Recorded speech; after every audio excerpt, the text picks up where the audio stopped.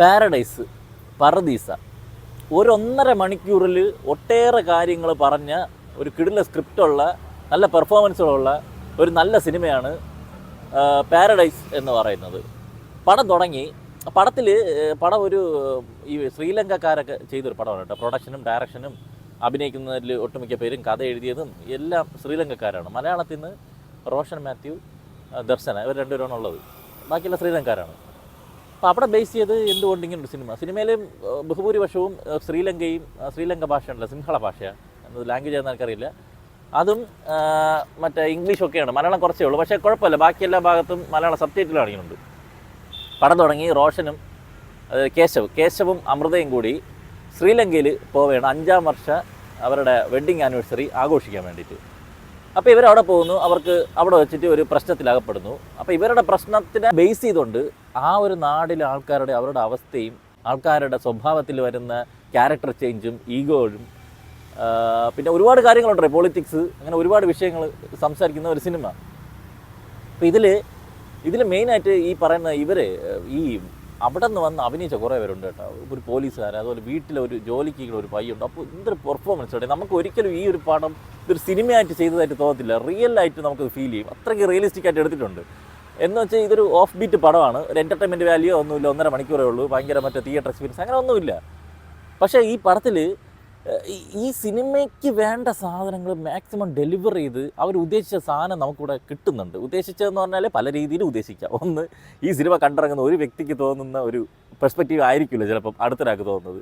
കാരണം ഒരുപാട് കഥാപാത്രങ്ങളെക്കുറിച്ചും ഓരോ കഥാപാത്രങ്ങളുടെ പോയിന്റ് ഓഫ് വ്യൂവിൽ, അതായത് ദർശനയുടെ പോയിന്റ് ഓഫ് വ്യൂവിൽ ദർശനയുടെ ക്യാരക്ടർ എന്തുകൊണ്ട് ഇങ്ങനെ ആവുന്നു എന്നുള്ളത് നമുക്ക് ചിന്തിച്ചെടുക്കാൻ പറ്റും.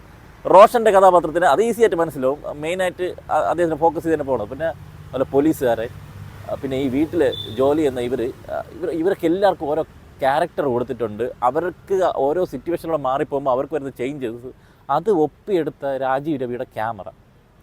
പലപ്പോഴും സിനിമാറ്റോഗ്രാഫി അവിടെ ക്യാമറ വെച്ച് ഇവിടെ ക്യാമറ വെച്ച് അടിക്കൂടി. അത് മാത്രമല്ലടേ, ഒരു ഇൻസിഡൻറ്റ് നടക്കുമ്പോൾ ഒരാളുടെ ഫേസ് എങ്ങനെ പതിപ്പിച്ചെടുക്കുന്നു എന്നുള്ളൊരു സാധനമുണ്ട്. അവരുടെ ആ ക്യാരക്ടർ ചേഞ്ച് അത് ഗംഭീരമായിട്ടുള്ള പുള്ളി ചെയ്തിട്ടുള്ളത്. അത് മാത്രമല്ല അവിടുത്തെ വിഷ്വൽസ്. ഈ കഥ നടക്കുന്നത് ശ്രീലങ്കയിലാണ്. ശ്രീലങ്കയിൽ ഇൻറ്റേർണലായിട്ടുള്ള സംഘർഷങ്ങളും കാര്യങ്ങളൊക്കെ ഉള്ള സമയത്താണ് ഇവരവിടെ പോകുന്നത്. അപ്പോൾ ഈ പശ്ചാത്തലത്തിൽ കൂടി ഇത് തന്നെ ഓടിക്കൊണ്ടിരിക്കും. അപ്പോൾ ഞാനിങ്ങനെ ആലോചിച്ചുകൊണ്ടിരുന്നത് നമുക്കിവിടെ ഓരോ ചെറിയ ചെറിയ കാര്യങ്ങൾക്ക് നമ്മൾ ആ കുറ്റം പറയും, ഇങ്ങനെ പറഞ്ഞാൽ ശരി. അവിടത്തേക്ക് അവസ്ഥ ആലോചിച്ച് നോക്കുന്നുണ്ട്. എന്തെങ്കിലും കൈ കിട്ടുന്നത് വെച്ച് വിറ്റ് 10 രൂപയ്ക്ക് വേണ്ടി ജീവിക്കുന്ന ആൾക്കാർ. ഇപ്പം ഡീസൽ കിട്ടാനില്ല. വണ്ടികൾ വഴി പോകുമ്പോൾ പോലീസുകാരന് പോലും ഫുള്ളായിട്ട് പോകാൻ പറ്റാത്ത അവസ്ഥയുണ്ട്. വണ്ടി ഓടിച്ചെത്താൻ പറ്റുന്ന ഡീസലില്ല, പൈസ ഇല്ല, ദാരിദ്ര്യം, ആൾക്കാർ അടിച്ചമർത്തൽ, ഇങ്ങനെ ഒരുപാട് കാര്യങ്ങൾ ഇതിൻ്റെ പശ്ചാത്തലത്തിൽ കറങ്ങിപ്പോയി. ഇതെല്ലാം ഇവരുടെ കഥയുമായിട്ട് കണക്റ്റായി വരുന്ന ഒരു മൊമെൻ്റ് ഉണ്ട്. That was brilliant. അത് കിടുവായിരുന്നു. ആ പോയിന്റ് മുതൽ നമ്മൾ ബാക്കിലോട്ട് ചിന്തിച്ച് തുടങ്ങും. പിന്നെ ഇതിൽ രാമായണ റെഫറൻസ് വരുന്നുണ്ട്. അപ്പോൾ അതിൽ തന്നെ പറയുന്നുണ്ട് ഒരുപാട് രാമായണം പലരും എഴുതി വെച്ചിട്ടുണ്ട്, പല പെർസ്പെക്റ്റീവ് ഉണ്ട്. അപ്പോൾ ഓരോരുത്തരും നമ്മൾ ഇത് ശരി ഇത് തെറ്റെന്ന് നോക്കണത് ഇതിൽ ഏതെങ്കിലും ഒരെണ്ണം നമുക്ക് സ്യൂട്ടബിൾ ആവുന്നത് ഏതാണോ അത് നോക്കി നമ്മളത് അതിനെ അങ്ങ് വാദിച്ച് നിൽക്കും. അതുപോലെയാണ് മനുഷ്യൻ്റെ ക്യാരക്ടേഴ്സും പോകുന്നത്.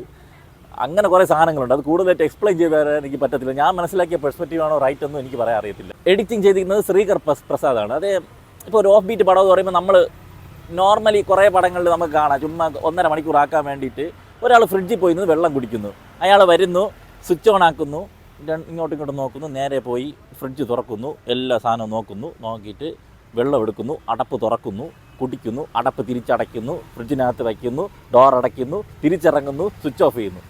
ഇത്രയും സമയം കാണിക്കേണ്ട ആവശ്യം തോന്നുന്നു. പക്ഷേ അങ്ങനെ കാണിക്കണം. എന്നാൽ കാണിച്ചാലേ കലാമൂല്യമുള്ള മറ്റത് വരുള്ളൂ. അതുപോലെ ഒരാൾ എന്തെങ്കിലും വരുമ്പോൾ കുറേ പൂച്ചയെ നോക്കിക്കൊണ്ടിരിക്കുന്നത്, കടലിനെ നോക്കിക്കൊണ്ടിരിക്കണം, ഇങ്ങനെയൊക്കെ വെച്ചിട്ട് കുറേ സാധനമായിട്ട് വലിച്ച് അങ്ങനെ ഒരു സാധനം ഈ പടത്തില്ല. ഇത് ഭയങ്കര എന്ന് പറഞ്ഞാൽ എനിക്ക് നല്ല എൻഗേജിങ് ആയിട്ടാണ് ഈ സിനിമ പോയതായിട്ട് തോന്നുന്നത്. സിനിമയ്ക്ക് എന്താണോ സ്പേസ് വേണ്ടത് ആ പേസ് കൊടുത്തിട്ടുണ്ട്. അത്ര നല്ല എഡിറ്റിംഗ് ആണ് പടത്തിന് കൊടുത്തിട്ടുള്ളത്. എന്ന് പറഞ്ഞാൽ സ്ലോ പേസാണ്, പക്ഷേ ആ സ്ലോ പേസ് വേണം. നമ്മൾ അവിടെ ഇറങ്ങിയതായിട്ടും ഇവരുടെ കൂടെ നമ്മൾ യാത്ര ചെയ്യുന്നതായിട്ടുള്ളൊരു ഫീൽ ഉണ്ടായാൽ മാത്രമേ ഈ സിനിമ ആസ്വദിക്കാൻ സാധിക്കുള്ളൂ. അല്ലെങ്കിൽ വെറും ലാഗ് ബോറായിട്ട് OTT-ലേക്ക് വരുമ്പോൾ ഇനി എല്ലാവരും വന്ന് അടിച്ച് കളഞ്ഞ് കാണുമെന്നൊന്നും എനിക്ക് അറിഞ്ഞുകൂടാ. പക്ഷേ എനിക്ക് ഈ സിനിമ വർത്തായിരുന്നു പറഞ്ഞാൽ നല്ല തിരക്കഥയാണ്. ഒരുപാട് ക്രിട്ടിക്കലി നല്ല അഭിപ്രായങ്ങൾ വരാൻ സാധ്യതയുള്ള ഒരു സിനിമയാണ്. സൗണ്ട് മിക്സിങ് നന്നായിട്ടുണ്ട്. എന്നൊരാളെ മ്യൂസിക് ചെയ്തിരിക്കണം. മ്യൂസിക് വലിയ ഇതൊന്നുമില്ല, എന്നാലും സിനിമയുടെ മൂഡ് നിലനിർത്തി പോയിട്ടുണ്ട്. ഒരാളുടെ ജീവൻ ഇത്ര വിലയുള്ളൂ ചോദിച്ചപ്പം ഒരു ഓട്ടിൻ്റെ വിലയുണ്ട് എന്നുള്ള രീതിയിലൊക്കെ പറഞ്ഞു പോകുന്നത് മനുഷ്യൻ്റെ ജീവൻ്റെ വില. അതിൽ തന്നെ ഉച്ചനീചത്വങ്ങൾ ഓരോരുത്തരെ ട്രീറ്റ് ചെയ്യുന്നത് എന്ത് നോക്കിയിട്ടാണ്. അധികാരം, പണം, ജാതി, ഇങ്ങനെ ഒരുപാട് കാര്യങ്ങൾ ഇതൊന്നും ഡയറക്റ്റായിട്ട് പറഞ്ഞില്ലെങ്കിൽ പോലും നമുക്കത് ഫീൽ ചെയ്യുമേ. അതാണ് ഇതിൻ്റെ എഴുത്തിൻ്റെ ഒരു ഭംഗിയും അതിൻ്റെ ഡയറക്ഷൻ്റെ മികവും. എഴുതിയിരിക്കുന്നത് പ്രസന്ന വിത്തനാകയും അനുഷ്ക സേനാനായകയും കൂടി ചേർന്നാണ്. അതിൽ പ്രസന്നയാണ് ഈ സിനിമ സംവിധാനം ചെയ്തിരിക്കുന്നത്. ബാക്കി മെയിൻ ക്രൂ എല്ലാം വരുന്നതും ഈ ശ്രീലങ്കക്കാരാണ്. ശ്രീലങ്കക്കാരുടെ പ്രശ്നം പുറത്തോട്ടെത്തിക്കാൻ അവരുടെ റിയൽ ലൈഫ് ഇങ്ങനെയൊക്കെയാണ്. നമ്മൾ പത്രത്തിൽ കൂടി കാണുന്നത് പോലെയല്ല, അത് നമുക്ക് നേരിട്ട് ഇറങ്ങി ഫീൽ ചെയ്യും പോലത്തെ ഒരു അവസ്ഥ ഈ സിനിമ കാണുമ്പം എനിക്കുണ്ടായിട്ടുണ്ട്. നമ്മളുടെ എല്ലാവരും പോയി കണ്ട് നിങ്ങൾക്കെല്ലാം ദഹിക്കണമെന്ന് ഞാൻ പറയില്ല.